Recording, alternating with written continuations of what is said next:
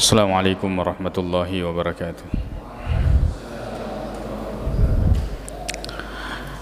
Bismillah walhamdulillah wassalatu wassalamu ala rasulillah wa ala alihi wa ashabihi wa man sara ala nahjihi wastanna bi sunnatihi waqtafa atharahu ila yaumiddin, amma ba'd. Alhamdulillah, kembali kita melanjutkan pengajian kita, yaitu tentang Rasulullah sallallahu alaihi wasallam. Pada pembahasan sebelumnya kita membahas tentang bagaimana tinggi badan Rasulullah sallallahu alaihi wasallam. Kita jelaskan bahwa Rasulullah sallallahu alaihi wasallam tinggi tapi tidak terlalu tinggi, dan beliau Nabi SAW tidak pendek. Jadi di hadisnya dijelaskan bahwa Nabi SAW tidak tinggi dan tidak pendek, akan tetapi beliau tinggi tapi tidak terlalu tinggi, sesuai dengan postur tubuh Nabi SAW. Kemudian pada pertemuan sebelumnya juga kita bahas tentang bagaimana kulitnya Rasulullah, bahwa Rasulullah SAW kulitnya itu tidak putih betul-betul, mau putih mawia, tidak, juga tidak hitam atau tidak coklat. Kemudian kita jelaskan bagaimana rambutnya Rasulullah sallallahu alaihi wasallam. Jadi rambutnya Rasulullah tidak keriting, kemudian juga tidak lurus seperti rambut yang dicatok itu, tidak seperti itu. Tapi Nabi SAW rambutnya berombak, Kemudian kita jelaskan bagaimana Allah Subhanahu wa taala mengutus Rasulullah di umur 40 tahun, dan Rasulullah sallallahu alaihi wasallam negerinya Mekah dan berhijrah ke Madinah. Beliau tinggal di Mekah kurang lebih 10 tahun dalam riwayat yang kita jelaskan, akan tetapi yang dimaksud di situ adalah 13 tahun. Kenapa disebutkan 10 tahun? Di antara penjelasannya karena pada awal atau 3 tahun pertama Nabi SAW itu dakwanya tidak terang-terangan, atau kita katakan bahwa orang Arab itu suka membulatkan bilangan. Jadi 13 itu dihitungnya 10. Itu dijelaskan pada riwayat selanjutnya, sambungan hadisnya, bahwa Nabi SAW meninggal di umur 60, padahal riwayat yang benar di umur 63. Di umur 63 tahun Nabi SAW meninggal dunia. Nabi SAW kita juga sudah jelaskan bahwa Nabi juga beruban, tapi Nabi SAW tidak memiliki banyak ubannya, tidak memiliki banyak uban. InsyaAllah pada malam ini kita akan membahas tentang diantaranya kembali perawakan Nabi SAW, kemudian membahas tentang bagaimana bentuk pundaknya Rasulullah sallallahu alaihi wasallam. Nanti kita akan bahas ternyata model pundak seperti itu, model pundak yang termasuk yang diidamkan di mata perempuan. Itu model yang seperti itu bisa perempuan yakin bahwa orang ini dapat melindungi, mengayomi. Ada postur tubuh, itu bahasa tubuh perempuan ketika melihat itu sudah merasa nyaman. Kemudian kita akan membahas tentang rambut Nabi SAW, potongan rambutnya. Pertemuan sebelumnya kita bahas tentang model tentang tidak keriting dan tidak lurus. Sekarang potongan rambut Nabi SAW. Kemudian kita akan bahas tentang sebagian tentang pakaian Nabi SAW, kemudian bagaimana ketampanan Rasulullah SAW. Hadis yang akan kita baca ada 2 hadis, semuanya adalah hadis riwayat Bukhari dan Muslim, dan yang satunya adalah riwayat Muslim. Baik, hadis riwayat Bukhari dan Muslim dari Al-Bara bin Azib, yaqulu, beliau mengatakan, kana Rasulullah sallallahu alaihi wasallam rajulan marbu'an, bahwa Nabi sallallahu alaihi wasallam adalah seorang laki-laki yang memiliki perawakan yang sedang, maksudnya tidak terlalu tinggi dan tidak pendek, normal, ideal, ideal, sangat ideal bentuk atau tingginya Nabi sallallahu alaihi wasallam.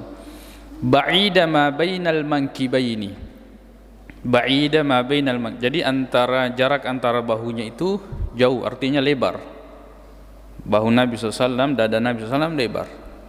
Ya, bahasanya bidang, ya. Seperti itu. Dan ternyata model bahu yang seperti ini, dada yang lebar seperti ini itu, ya, ternyata di antara bentuk atau bahasa tubuh di mana perempuan itu akan merasa nyaman dan aman, ya, dengan postur tubuh yang seperti itu, ya. Ini berdasarkan penelitian. Tapi lepas dari itu bahwa memang Allah Subhanahu wa taala menciptakan Rasulullah sallallahu alaihi wasallam memang, ya, sangat ideal. Kemudian azimal jummati ila syahmati udhunaihi, ya. Kemudian rambut Nabi sallallahu alaihi wasallam itu lebat, ya, sampai terurai ke syahmati udhunai. Syahma ini yang biasa dipasangkan anting untuk perempuan. Jadi potongan Nabi sallallahu alaihi wasallam sampai ke situ, ya. Kemudian alaihi hullatun hamra, ya, bahwa beliau suatu waktu, ya, tidak selalu, beliau memakai pakaian hullah, ya, mengenakan pakaian yang berwarna merah. Kata Al-Bara bin Azib, ma ra'aitu syai'an, saya tidak melihat sesuatu. Coba bahasanya, saya tidak melihat sesuatu. Jadi dia tidak mengatakan saya tidak melihat orang, saya tidak melihat sesuatu, matahari, bulan, apapun di muka bumi ini saya tidak melihat sesuatu. Qat, sama sekali, ahsana minhu sallallahu alaihi wasallam, yang lebih baik dari Nabi sallallahu alaihi wasallam. Jadi dibandingkannya bukan cuma dengan manusia, tapi segala sesuatunya. Saya tidak melihat sesuatu pun yang lebih indah daripada Nabi sallallahu alaihi wasallam. Itu hadis yang pertama. Kemudian hadis yang kedua, juga hadis Al-Bara, hadis riwayat Muslim, beliau mengatakan, ma raaitu min dhilimmatin, saya tidak melihat, ya, saya tidak pernah melihat, ya, orang yang memiliki, ya, limmah, ya. Limmah di sini di antara bentuk potongan rambut, ya. Dia di bawah di bawah telinga, tapi tidak sampai ke bahu. Tidak sampai ke bahu. Ahsana fi hullatin amra, yang lebih indah dalam mengenaikan pakaian yang berwarna merah daripada Rasulullah sallallahu alaihi wasallam. Sya'ruhu, rambutnya, yadribu mankibaihi, ya, yadribu mankibaihi, ya. Di sini dijelaskan bahwa rambutnya Nabi sallallahu alaihi wasallam itu menjulur sampai ke bahunya, ya. Jadi maaf tadi bahwa bentuk potongan Nabi SAW sebenarnya ada 3. Nanti kita akan jelaskan. Kemudian ba'ida ma bainal mankibaini, jadi dadanya itu lebar. Kemudian laisa bit tawil wala bil qasir, Nabi SAW itu tidak terlalu tinggi dan tidak pendek. Nilai 2 hadis kita pada malam ini insyaallah kita jelaskan. Yang bisa kita ambil faedah dari kedua hadis ini, bahwa yang pertama, perawakan Nabi SAW, postur tubuhnya itu sedang, ya, tidak ada yang berlebihan dan tidak ada yang kita mengatakan seandainya seperti ini maka akan lebih baik. Tidak, sempurna, tidak terlalu tinggi dan tidak pendek. Kemudian SAW pundaknya itu bidang, artinya lebar, ya, jauh antara bahu dengan bahu. Kemudian rambut Nabi SAW itu lebat, panjang, terurai ke bawah.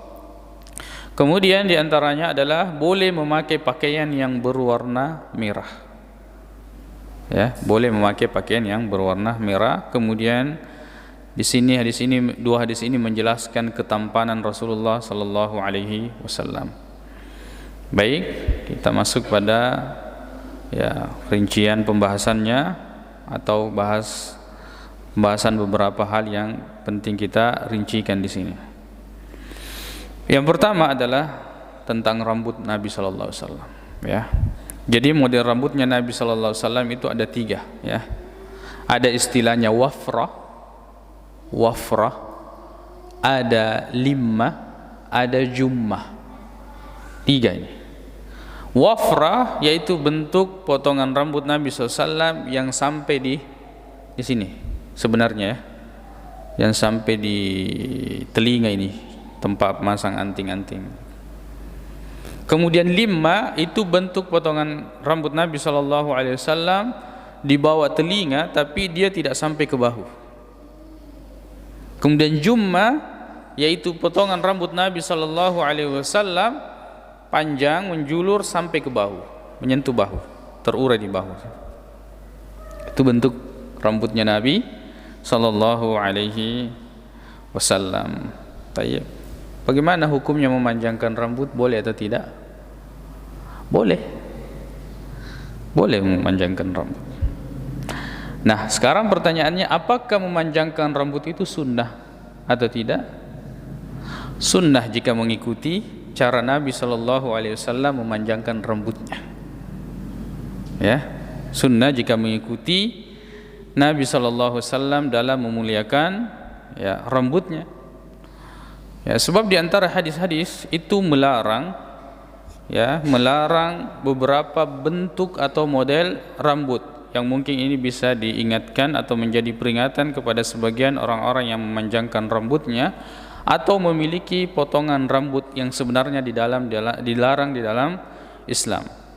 Hadis riwayat Muslim ya dari Abdullah bin Umar bahwasanya Rasulullah SAW naha 'anil qaza'.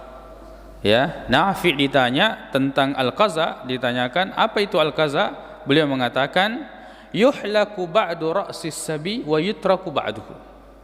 Di mana dipotong, dicukur ya, dicukur sebagian dan ditinggalkan sebagian. Ya, yang ini biasa kita jumpai di sini, dipotong sini, dikellu yang tersisa ini. Ya, koreolo ini model rambut biasa anak SD itu, botak semua yang lain kena siesak koi mansana dita keluku. Itu ke mana tuh keluku, dacungan na siesak koi. Itu sebenarnya dilarang. Ya, mencukur sebagian dan menyisahkan sebagian. Nakallu ya, yahluk ya, yuhlaku. Jadi bukan menipiskan, tapi memang nakallu. Sehingga yang tersisa misalnya sebagian saja, itu dilarang. Hadis riwayat Muslim dari Abdullah bin Umar bahwa Nabi SAW melarang. Kemudian rambut yang panjang ini juga dilarang jika sampai bentuknya menyerupai rambut perempuan. Sehingga orang itu kalau kelihatan dia seperti perempuan karena bentuk potongan rambutnya sama dengan perempuan. Ya. Ada mengatakan ya memanjangkan rambut itu berarti serupa dengan perempuan, kita katakan tidak. Karena perempuan itu pakai jilbab. Pakai jilbab. Cuma memang ada potongan rambut ya laki-laki yang kadang menyerupai perempuan. Itu dilarang oleh Nabi SAW. Hadis riwayat Muslim, hadis riwayat Bukhari dari Abdullah bin Abbas ya radhiyallahu anhu, beliau mengatakan la'ana Rasulullah SAW al-mutasyabbihina minar rijali bin nisa. Rasulullah melaknat laki-laki yang menyerupai perempuan. Begitu pula sebaliknya. Ya, al-mutasyabbihati minan nisa'i birrijal. Bahwa Rasulullah SAW melaknat perempuan-perempuan yang menyerupai laki-laki. Ini yang sangat penting ini. Ya, selama laki-laki itu menjadi laki-laki dan perempuan itu menjadi perempuan, insya Allah aman, terkendali, termasuk dalam keluarga. Kodibolata. Kalau istri itu memang mengambil sifatnya sebagai perempuan dan laki-laki mengambil sifatnya sebagai laki-laki, itulah yang sebagaimana firman Allah Subhanahu wa taala, ar-rijalu qawwamuna 'alan nisa. Bahwasanya laki-laki itu adalah pemimpin bagi perempuan, jangan terbalik. Yakko makunrai lokkedo urane lokkedo makunrai, itu terbalik itu.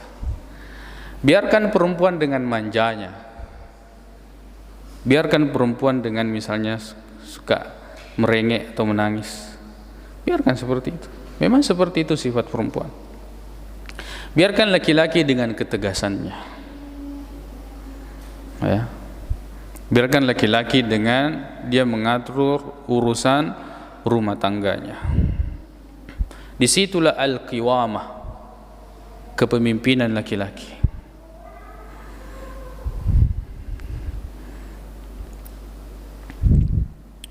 Kemudian ya,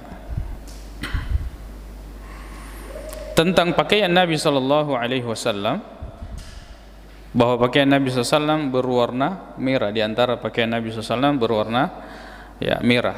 Hullatun hamra ini sebenarnya sebagian ulama mengatakan pakaian yang terdiri dari dua potongan. Potongan yang pertama dikenakan di bawah kalau kita sarung, dan seperti itu memang penjelasannya al-izar. Kemudian potongan yang di atas itu ar-rida, ya, selendang atau yang dililitkan di badan untuk menutupi badan bagian atas. Ya, seperti itu misalnya orang melaksanakan haji, ya, ada yang dililit, kemudian ada yang ditutupi badan. Ya, seperti itu. Dikatakan hulla, perhiasan, karena memang dua potongan ini itu sangat indah dilihat, kelihatan bagus. Ya, kelihatan baik. Ya, kalau kita di Indonesia seperti ini, baju, sarung.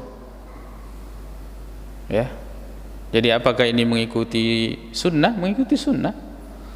Jangan menganggap bahwa yang penuh terusan jubah itu ya, satu-satunya pakaian Nabi SAW, ya, atau biasa disebut dengan gamis. Ya, Nabi SAW terkadang memakai dua bentuk potongan pakaian sepertinya. Ada yang dipakai menutup di bawah dan ada yang pakaian ya, menutup di atas. Makanya sebagian syekh bahkan mengatakan bahwa kalau kita melihat ke hadis bahwa pakaian kalian ini yang orang Asia, terutama orang Indonesia, itu mirip dengan pakaian yang dipakai oleh Rasulullah SAW. Maksudnya terdiri dari dua potongan, ya, dua potong pakaian. Tapi ada pun coraknya, bentuknya. Jadi yang mau ditarik di sini dua potong pakaian. Bukan berarti bahwa irna bita kalau kita bayangkan makan bapak aja mali pak. Oh, tidak begitu. Tidak begitu maksudnya. Tapi yang dimaksud sini bahwa Nabi mengenakan dua potong pakaian. Pakaian yang dipakai di bawah, pakaian yang dipakai di atas. Kemudian boleh memakai pakaian berwarna merah. Semua dalil, semua hadis-hadis yang melarang tentang pakaian berwarna merah semuanya dhaif. Semuanya lemah. Semua hadis yang melarang untuk menggunakan pakaian yang berwarna merah itu dhaif. Sebagian ulama ya tidak sampai kepada hukum itu, maka mereka menjelaskan kalau merah murni itu yang dilarang. Tapi kalau misalnya ada garis-garisnya itu tidak dilarang. Itu sebagian yang mencoba memahami semua dalil. Tapi kalau hadisnya sudah dhaif, maka kita tidak butuh untuk menjelaskannya karena dhaif, lemah. Ya, inilah pentingnya kita beragama sesuai dengan dalil.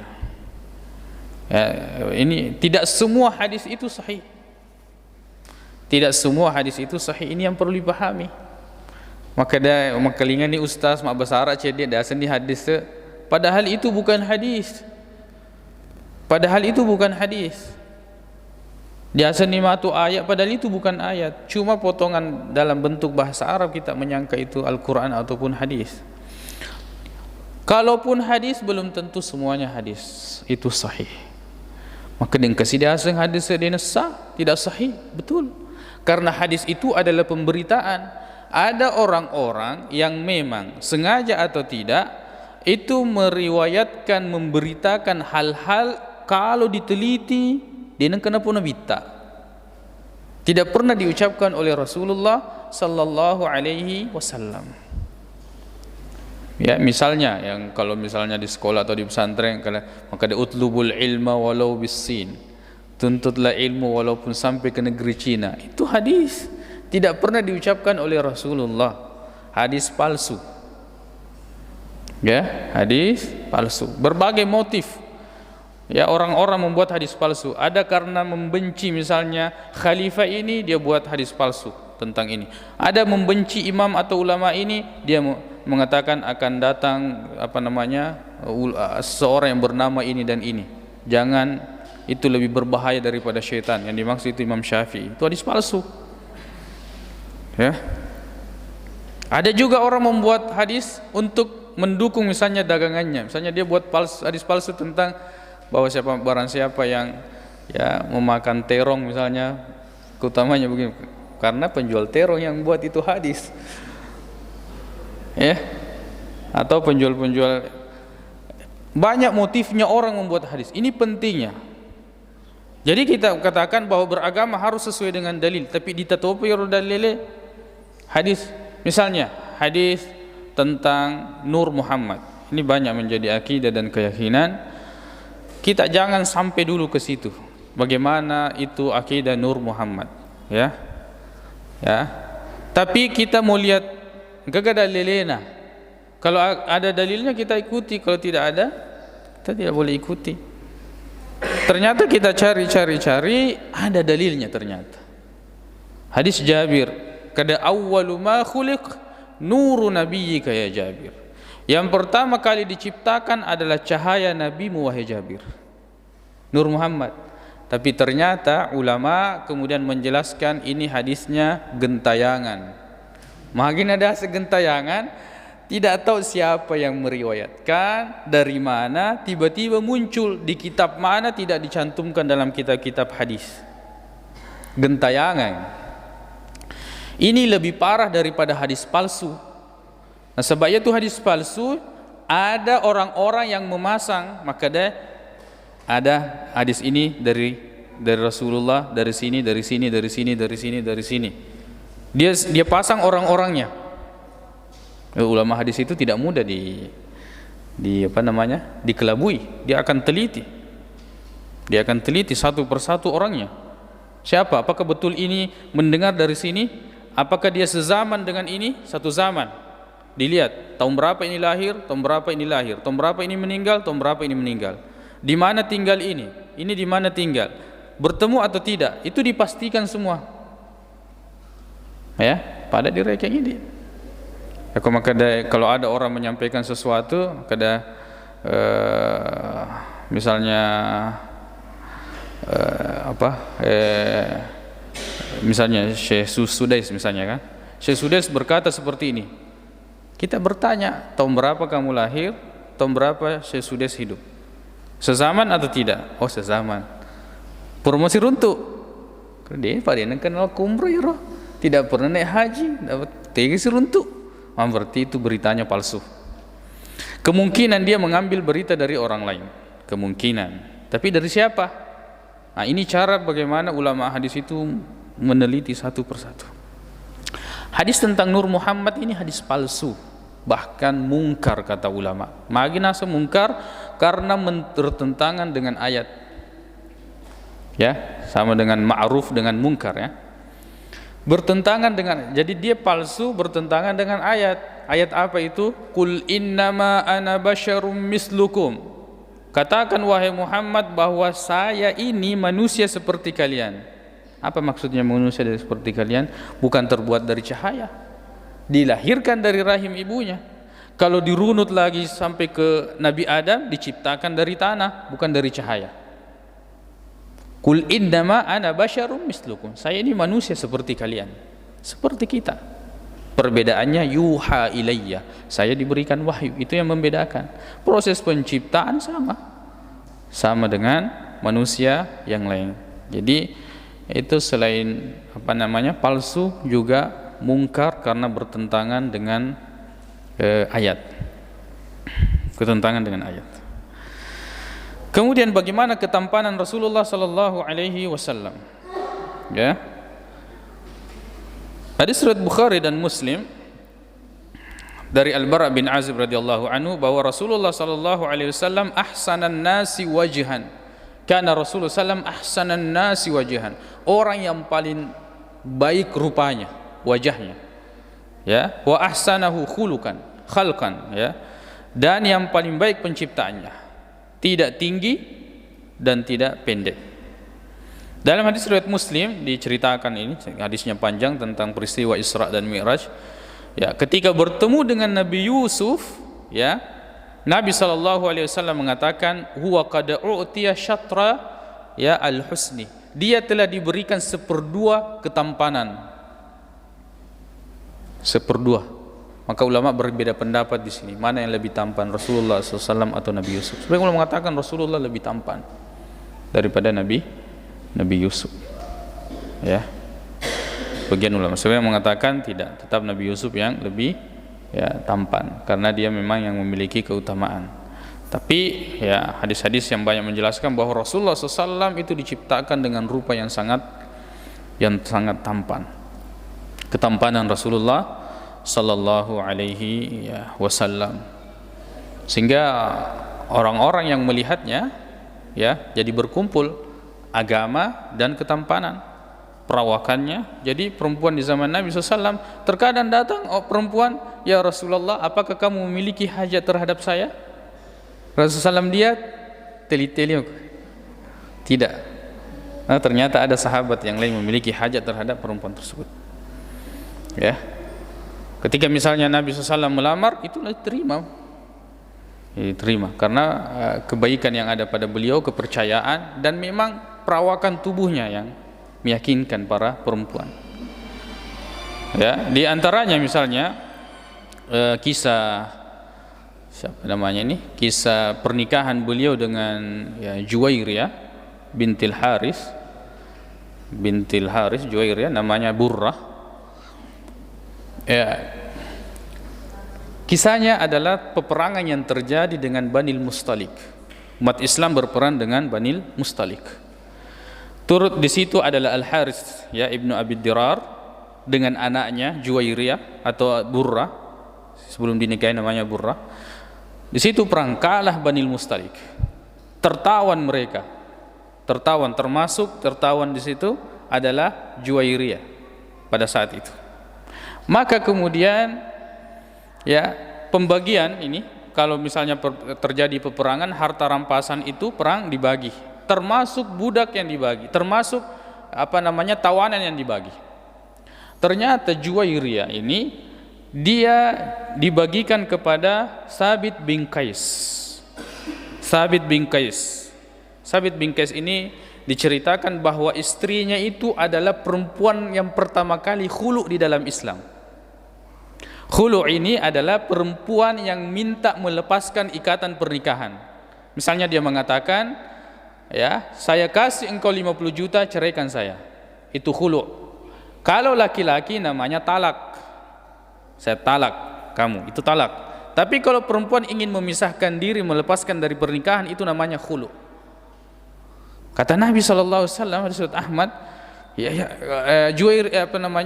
istrinya Sabit bin Qais ini datang kepada Rasul, ya Rasulullah, sebenarnya saya tidak membenci agama dan akhlaknya, tapi saya takut kufur.